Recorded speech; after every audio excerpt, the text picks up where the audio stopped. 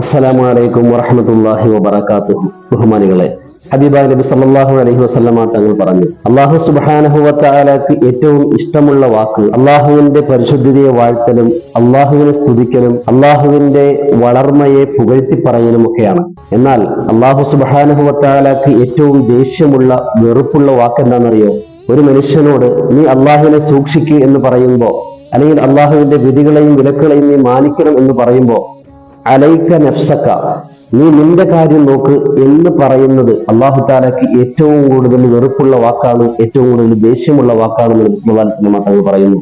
അതുകൊണ്ടാണ് മഹാനായ ഗസ്സാലി ഇമാം റഹ്മത്തുള്ളാഹി അലൈഹി വുളൂ ചെയ്യുന്ന സമയത്ത് ചെവി തടകുമ്പോ ഒരു ദുആ നമുക്ക് പഠിപ്പിച്ചു തന്നിട്ടുള്ളത്. അല്ലാഹുമ്മ ജ്അൽനി മിനല്ലദീന യസ്തമിഊനൽ ഖൗല വയത്തബിഊന അഹ്സനഹു.